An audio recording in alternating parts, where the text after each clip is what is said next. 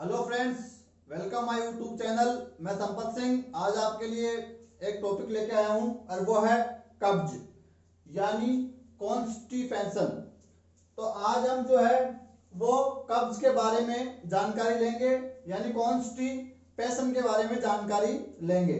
तो कब्ज एक आम समस्या हो गई है, हर आयु वर्ग का व्यक्ति इससे परेशान है और ये हर कोई व्यक्ति समस्या को झेल रहा है। तो हम इसके बारे में जानेंगे कि ये क्यों होता है, क्या इसके कारण है, क्या इसके लक्षण है, क्या इसका इलाज है, घरेलू इलाज क्या है। तो सब जानकारी लेंगे इस वीडियो में। तो चलो शुरू करते हैं। कब्ज क्या है?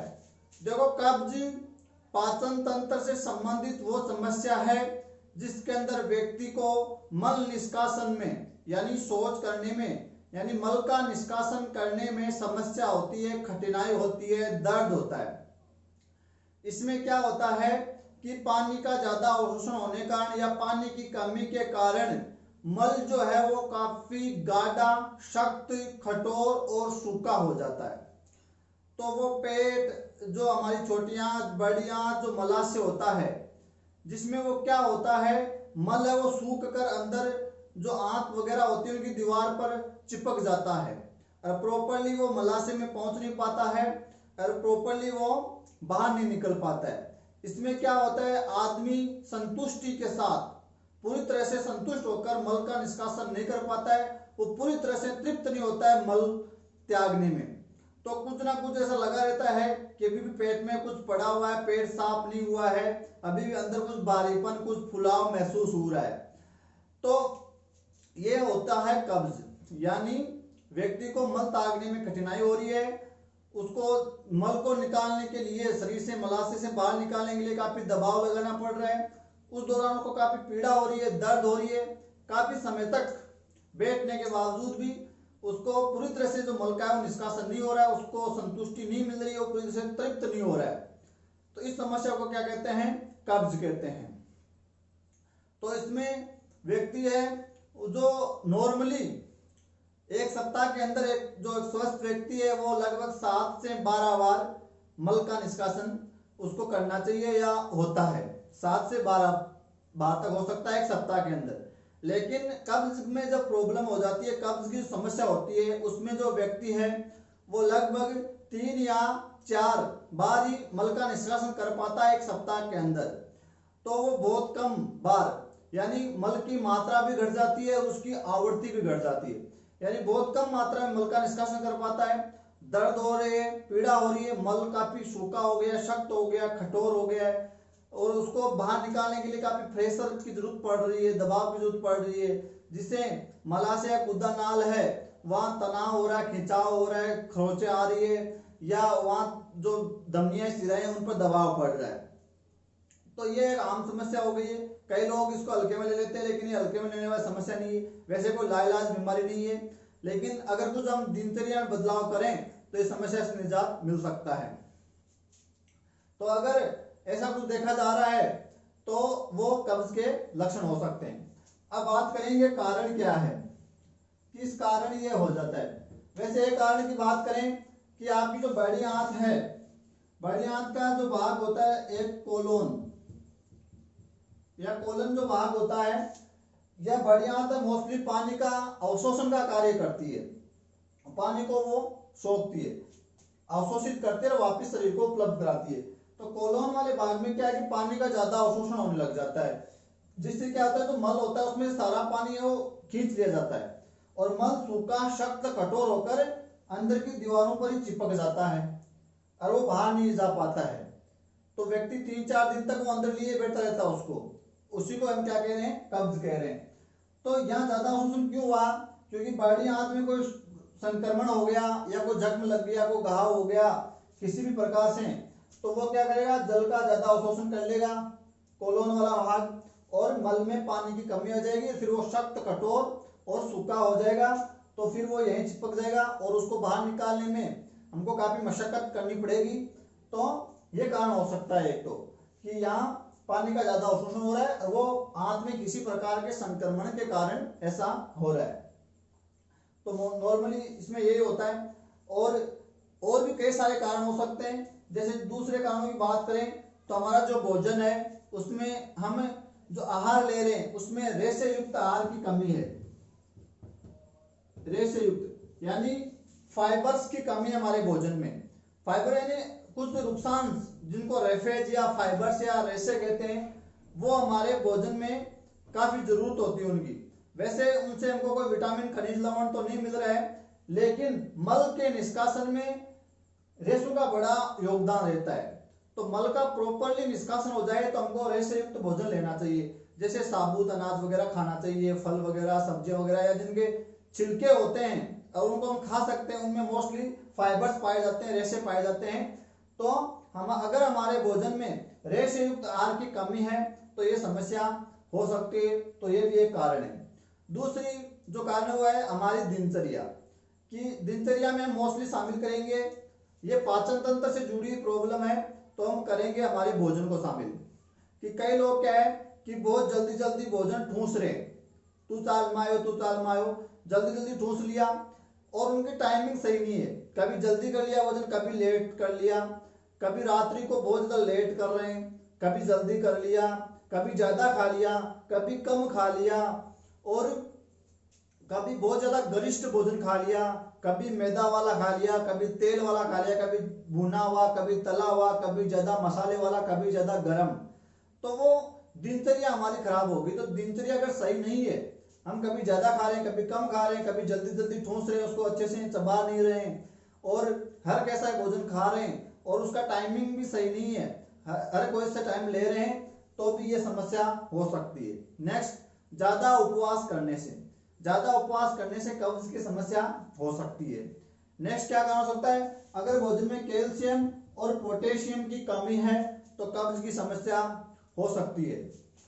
नेक्स्ट, अगर वो व्यक्ति जो रोगी है उसको थायराइड से संबंधित कोई प्रॉब्लम है या डायबिटीज का वो पेशेंट है तो पाचन में गड़बड़ी हो जाती है, सही तरह से जो मेटाबॉलिक जो क्रियाएं हैं वो नहीं हो पाती है और पाचन उसका सही तरीके से हो नहीं पाता है, अगला पचा नहीं, उससे पहले हमने और खा लिया तो वो दिक्कत होने लग जाती है।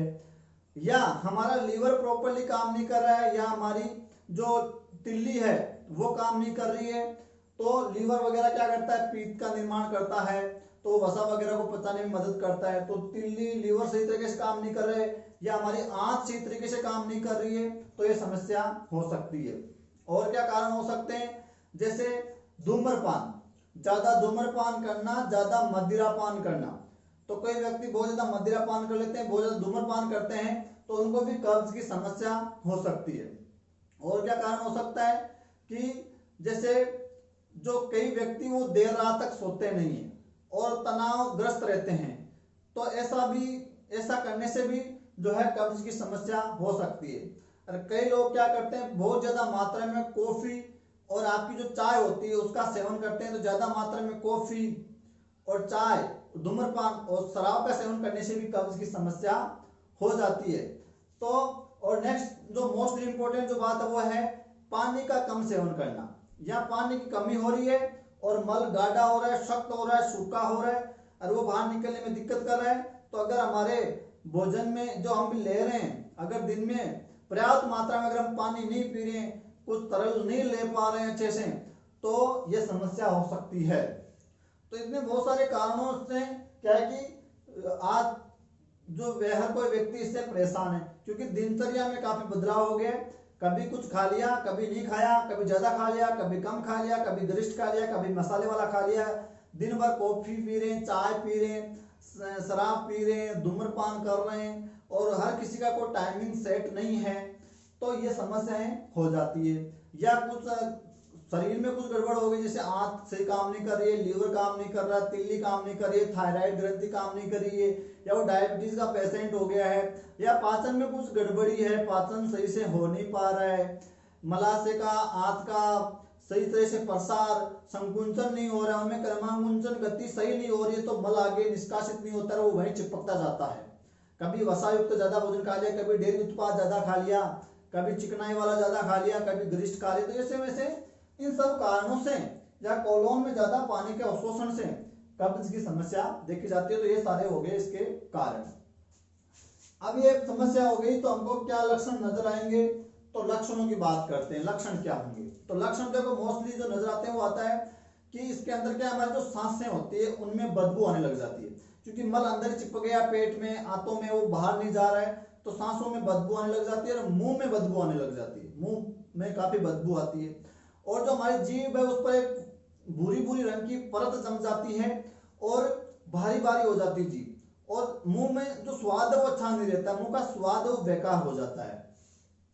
तो इन लक्षणों के आधार पर हम उसको पहचान सकते हैं। साथ में व्यक्ति को लगातार क्या है, सर दर्द रहता है, उसको चक्कर आते रहते हैं, उसका जी मिचलाता है, उल्टी करने की इच्छा होती है और चक्कर आ रहे हैं, लगातार सर दर्द हो रहा है, बेचैनी हो रही है, अंदर थोड़ी सी जलन सी हो रही है, एसिडिटी सी हो रही है, और कब्ज के दौरान गैस की भी समस्या हो जाती है, गैस का भी सही तरह से निष्कासन नहीं होता, अंदर गैस ज्यादा बन जाती है। तो गैस बढ़ना, एसिडिटी होना, चक्कर आना, जी मिचलाना या सर दर्द होना, सांसों में बदबू आना, मुंह में बदबू आना, मुंह का स्वाद खराब हो जाना, बेचैनी होना, पिंडलियों में दर्द होना, या पूरी मात्रा में मल का निष्कासन नहीं होना, या मल को निकालने में काफी दबाव लगाना, मलाशय में रुकावट महसूस करना, या वहां हमको उसको मल को बाहर निकालने में काफी दबाव लगाना, इन सब लक्षणों से आप इसको पहचान सकते हो कि किसकी समस्या हो गई है, कब्ज की समस्या हो गई। तो कई सारे लक्षण हैं जिनके आधार पर पहचाना जा सकता है।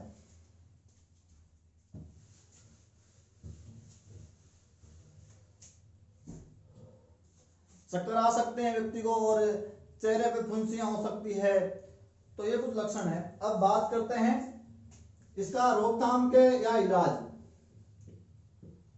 रोकथाम के उपाय यानी इलाज।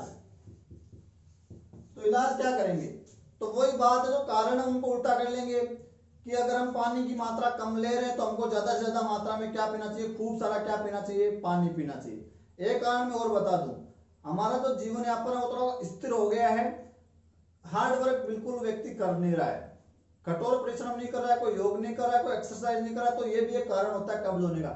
व्यक्ति खाना खा लेता है और तुरंत बेड पे जाके सो जाता है, इधर उधर टहलता नहीं है, तो ये समस्या होने लग जाती है।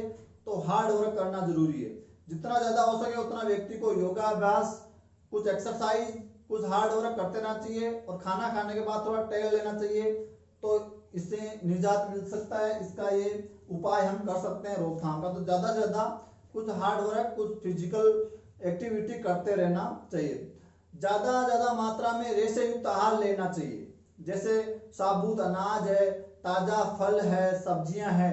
फलों में आप पपीता, अंगूर, पका हुआ केला, अमरूद, सेव, आलू जिनके छिलके हम खा सकते हैं, उनको शामिल करना चाहिए। साबुत अनाज को शामिल करना चाहिए। ज्यादा मात्रा में फाइबर्स जाएंगे, रेफेज जाएंगे, जो नुकसान जिनको बोल रहे जाएंगे, तो मल निष्कासन में हमारी मदद करेंगे। तो ज्यादा से ज्यादा हमको ये प्रयास करना चाहिए कि कुछ रेशे युक्त आहार ले लें। तो जिन फलों के, सब्जियों के आप छिलके खा सकते हो, उनको छिलका युक्त खाना चाहिए, उनको हटाना नहीं चाहिए। कई लोग उनको छीलकर खाते हैं तो फिर रेशों की कमी हो जाती है और मल निष्कासन की दिक्कत हो जाती है। ज्यादा से ज्यादा मात्रा में पानी पीना चाहिए।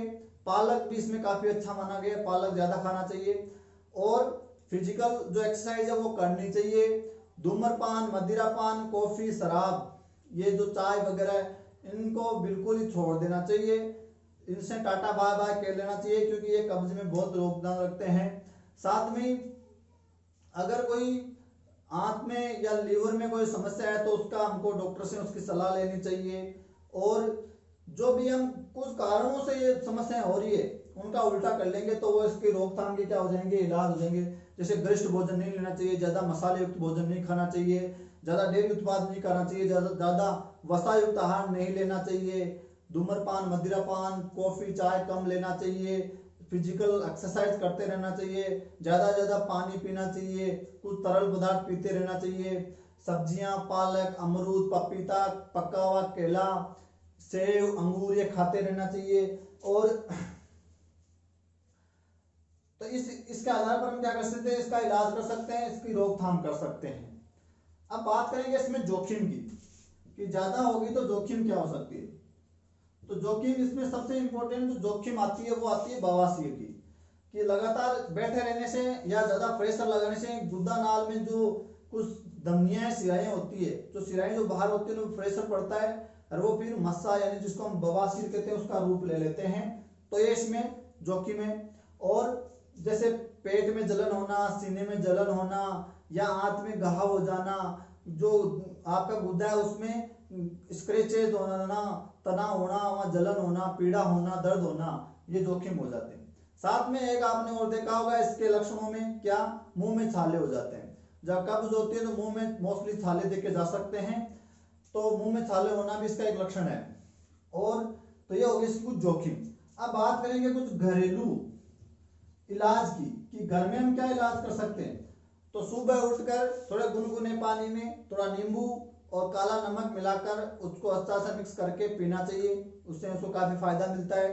साथ में जीरा और अजवाइन को थोड़ा सा भूनकर उसका पाउडर बनाकर नमक मिलाकर उसको शाम सुबह पानी में मिलाकर ले सकते हैं। शाम को सोते वक्त दूध में 1 चम्मच घी डालकर उसको मिक्स करके लेने में फायदा होता है। या जो इसबगोल की जो भुस्सी होती है उसको भी पानी के साथ लेने में काफी फायदा होता है, काफी वो रामबाण इलाज इसका माना गया है। साथ में फिजिकल एक्सरसाइज तो करनी है, फल वगैरह सब्जियां वो खानी है, ज्यादा मात्रा में पानी पीना है। तो कुछ घरेलू इलाज हम ये कर सकते हैं। सौंफ को भी भून कर अच्छे से उसका पाउडर बनाकर पानी के साथ लिया जा सकता है। शहद रात को सोते समय गुनगुने पानी में थोड़ा सा शहद मिलाकर लेने से भी इसमें काफी फायदा होता है। तो इस प्रकार हम इसका क्या कर सकते हैं, कुछ घरेलू इलाज या उपाय इसके कर सकते हैं। तो ये हो गया हमारा कब्ज का टॉपिक।